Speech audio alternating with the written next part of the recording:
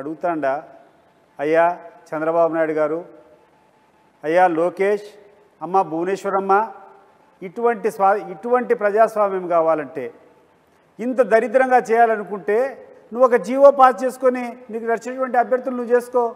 మమ్మల్ని ఎందుకు ఎన్నికల్లో పార్టిసిపేట్ చేయమని చెప్పాలా?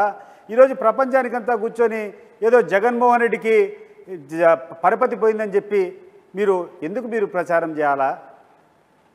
జగన్మోహన్ రెడ్డికి పరపతి ఉందో లేదో, ఆయన 4 అడుగులు వేస్తే ఆయన వెంట వచ్చేటువంటి జన సముద్రం చెప్తుంది ఆయనకు మద్దతు ఉందో లేదో. ఎన్నికల ముందు మేము సర్వే చేశాం. అనేక సర్వే సంస్థలు కూడా సర్వేలు చేస్తాయి. ఏ సర్వే సంస్థ కూడా 1500 కంటే ఓట్ల కంటే తక్కువ మెజార్టీ లేకుండా గెలుస్తామని చెప్పి వైఎస్ఆర్సీపీకి అన్ని సర్వే రిపోర్ట్లు నా దగ్గర ఉన్నాయి. సర్వే కావాలనుకుంటే జగన్మోహన్ రెడ్డి ఒక నిమిషం అంటే చిటికేస్తే ఆ యొక్క ప్రాంతం అంతా రిగ్గింగ్ చేసుకునేటువంటి పరిస్థితులు లేవా? మరి ఆయన అటువంటి పనికిరాని పనికి ఏ రోజైనా పూనుకున్నాడా అని చెప్పి నేను అడుగుతున్నాను. జగన్మోహన్ రెడ్డి గారికి ఒకటే ఒక నమ్మకం, నేను మేలు చేస్తున్నా ప్రజలకు నా మీద అభిమానం ఉంది. వాళ్ళకు నచ్చితే నేను లీడర్ అవుతా, కానీ బలవంతంగా దౌర్జన్యంగా ఏ రోజు కాకూడదని చెప్పి ప్రజాస్వామ్య వ్యవస్థను గట్టిగా నమ్మినటువంటి వ్యక్తి జగన్. అక్కడటువంటి మంత్రికి ఎవరో చెప్పినారు, పులివెందుల్లో వాళ్ళు పూర్తిగా రిగ్గింగ్ చేసుకుంటారు, ఇక్కడ మనం రిగ్గింగ్ చేసుకోకుండా ఉంటే మన పరపతి పోతుంది, మనం కూడా ఇక్కడ రిగ్గింగ్ చేసుకోవాలని చెప్పి ఆడ నుంచి 10:30-11 టైంలోంచి ఒంటిమిట్టలో ఉన్నటువంటి పోలింగ్ స్టేషన్ల మీద ఆ యొక్క మంత్రి రాంప్రసాద్ పడ్డము, అక్కడటువంటి పోలింగ్ బూత్లు అన్నీ కూడా ఆక్రమించుకొని రిగ్గింగ్ చేసుకోవడం జరిగింది. అంటే 11 లోపల జరిగినటువంటి పోలింగ్ దాదాపు 10,000-11,000 ఉంటుంది ఆ యొక్క ఒంటిమిట్ట మండలంలో. ఆ 11,000 లోపల జరిగినటువంటి పోలింగ్లో ఈరోజు మాకు వచ్చేటువంటి ఓట్లు 6,000 ఓట్లు. అది గుర్తుపెట్టుకోమని చెప్తున్నాను. అది వైఎస్ఆర్ కాంగ్రెస్ పార్టీకి ఉన్నటువంటి స్ట్రెంగ్త్. ప్రజాస్వామ్యబద్ధంగా సాయంత్రం వరకు ఎన్నికలు జరిగింటే మీరు కనీసం 3-4 వేల ఓట్ల తేడాతో ఒంటిమిట్టలో ఓడిపోయేవాళ్ళు, కనీసం 1,500 నుంచి 3,500 ఓట్ల తేడాతో పులివెందుల్లో ఓడిపోయి ఉండేవాళ్ళు.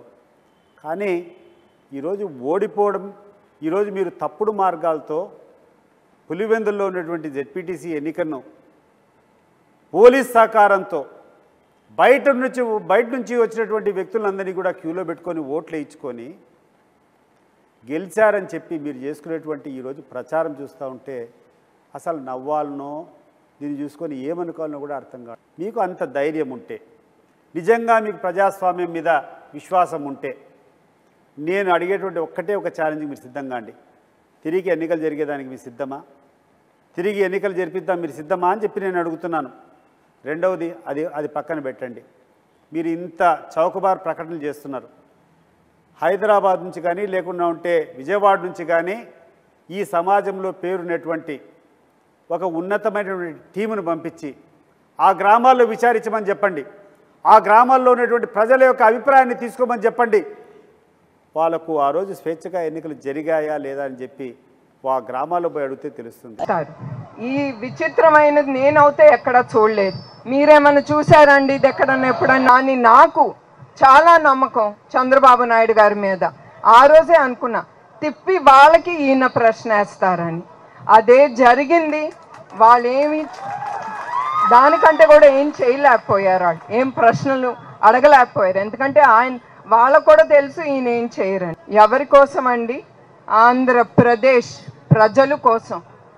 ఆయన ఊపిరిలో ఎప్పుడు మీరే ఉంటారు, ఆయన ఆలోచనలో ఎప్పుడు మీరే. ప్రజలకి ఏమి చేయాలి, వాళ్ళకి ఏమి చేస్తే వాళ్ళు సంపాదించగలరు, రాష్ట్రం ఎట్లా అభివృద్ధి అవుతుందని.